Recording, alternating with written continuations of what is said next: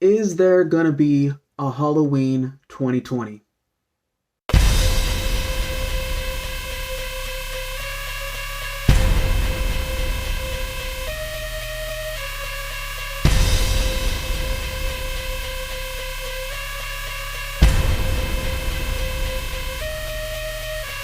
How's it going, everyone? Scaredy Cat Vasquez here with another video for y'all, and today, just like in the title, we're gonna have the talk.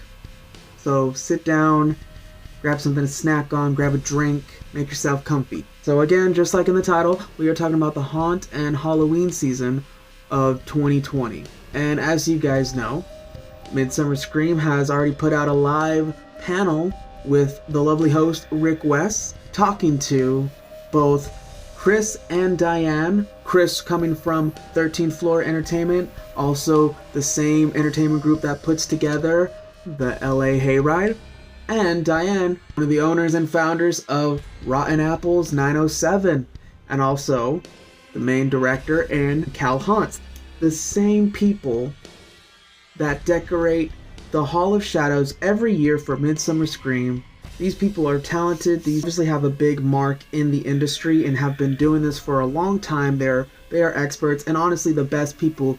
But before we get into with them talking about their haunts, let's talk about the haunts that are most likely definitely not going to happen this year.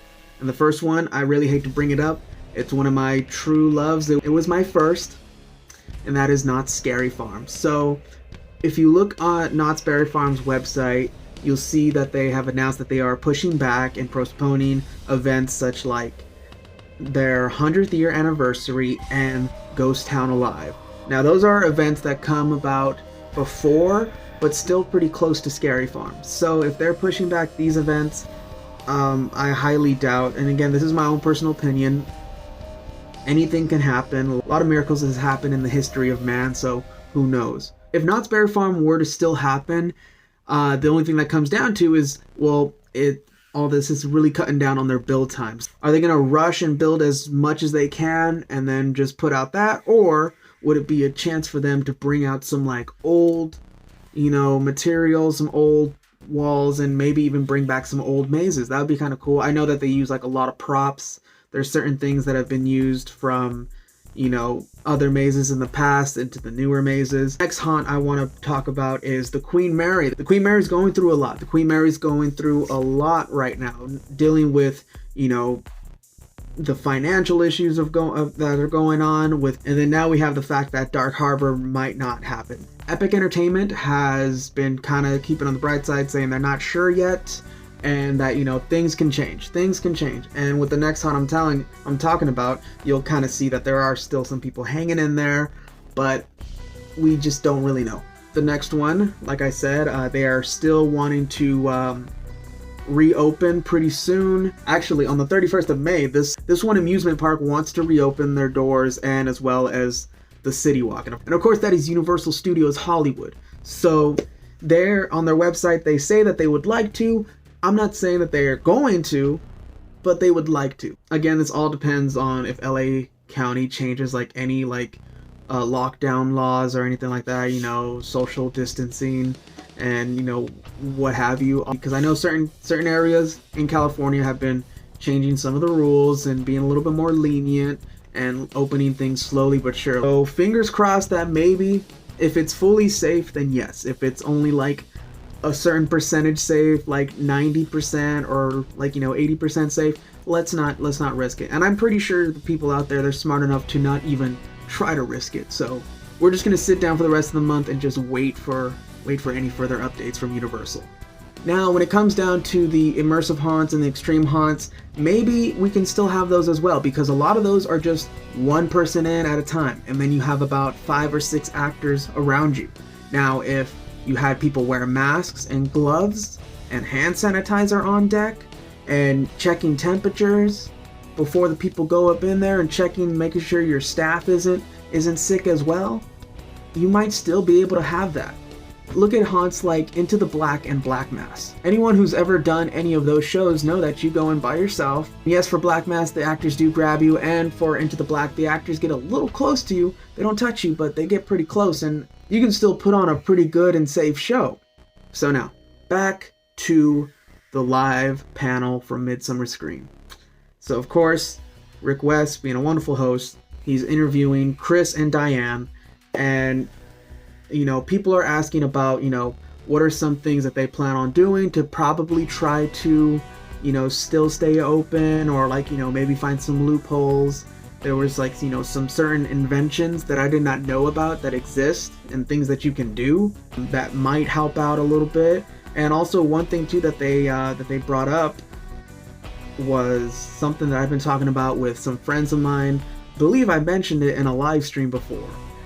This might be the year for home haunts. This might be the year for all the home haunts to really shine and stand out, but it does come at a lot of risk. You got a home haunt going on. They're usually in nice residential areas. They have neighbors, of course, and I doubt any neighbors are going to want lines of people in their front yard, during this time, just standing around waiting to go through a haunted house. They're gonna be like, no, we need to get these people away. And secondly, if any home haunts do decide to still be like, you know what, we're gonna go through this, we're not gonna let this stop us, all right, it's like, all right, that's cool, but are you gonna do whatever you can to make it 100% safe for your guest and as well as your crew? We can't be cutting corners when it comes to that. We can't be doing what we think is safe, something else. We need to make sure that it's 100% legit, and it's recommended by professionals. One thing that they were talking about was putting in hand sanitizer or some sort of natural disinfectants into some misters and letting that spray around in the haunt before and after people go through, or maybe even while during too. So that's something neat. The only thing I find is that it might be a little dangerous because you're not really supposed to have disinfectants touch your skin or even breathing it in too much. So screaming, kind of hyperventilating from fear and everything might not be a good thing to be around that type of mist. You know what I mean? I'm pretty sure it's not even safe to breathe in the fog, but we all still do it. I still do it. I love that smell. With Texas being open, 13th Floor Entertainment might actually have a haunt going on. They mentioned it, that they still would want to do something, I believe, in their San Antonio location. So anyone out there watching, be on the lookout for that. That's really cool. One thing that they did bring up is if they were to still have the hayride, how to really make things safe and be on a little bit more better crowd control wise, because that's the main thing. That's the main thing we got to think about. Is all right, if any of these haunts are going around, we really don't have to worry about the people putting them on. 98% of these haunt builders are gonna do whatever it takes to make it safe and fun and not a health hazard at all. The only thing we have to worry about is the people themselves. So that's the one thing I feel that any haunt that is gonna open up, you really gotta kind of come down hard on the crowd control rules. You really gotta be hey, just break it up. Another good point that was brought up by the wonderful Diane from Rotten Apple 907.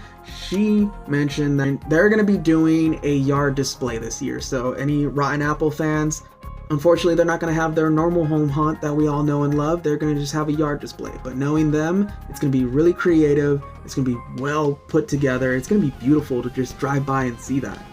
They're a bit of a ways from me, but I'm really going to go make the trip out there to see them. One funny thing that they did bring up in the panel was the idea of a drive-through haunted house. No. I'm gonna be quick to say no to that one. No. I would go through one, but not in my own car, and I shouldn't be driving. Because when it comes down to fight or flight, I am like Delta. All right, and if I'm in my car, I am putting the pedal to the metal in that thing. Oh my, it would not be safe at all. But if they did a drive-through haunt display, you go through a tunnel, you see a lot of crazy lights and decorations, oh my god, spider webs and everything. Yeah, that sounds amazing. But having things jump out and hitting on your windows and banging up on your car, my car already has dents, all right, I don't need any more. So any haunts that are still gonna happen even through these scary times, is this going to change the way we prepare haunts? Is this going to change the game completely, or the whole concept of building a haunt, would that all change because of this one year? And Diane was really straight on with her answer.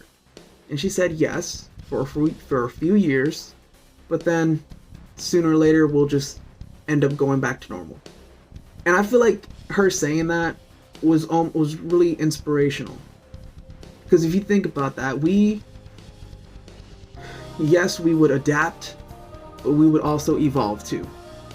We would find a way, still power through until we have overcome this so much to where we can just go back to where things were and still be as strong as we are now. And after going through all this, we're gonna all come out of this a lot more smarter, a lot more stronger, and a lot more better. Yes, some people who are lazy during quarantine, you might come out of this a little extra heavier, like yours truly. But mentally and spiritually, I feel like we would probably come out of this a little bit more better. We have gone through this, and what doesn't kill you make you stronger. Simple as that. But I feel like that's a good way to end this video. Again, if you are really digging this, if you are digging this Halloween stuff and you want to find out more about the haunt and Halloween community, like and subscribe. I would really appreciate it. It helps me out a lot. To all my supporters out there, I really appreciate you, my sponsors, everyone. Please hang tight, hang in there. Be safe, wash your hands. If you're driving around, use your blinkers, wear a seatbelt, all that good stuff. I love you guys. See you in the next one.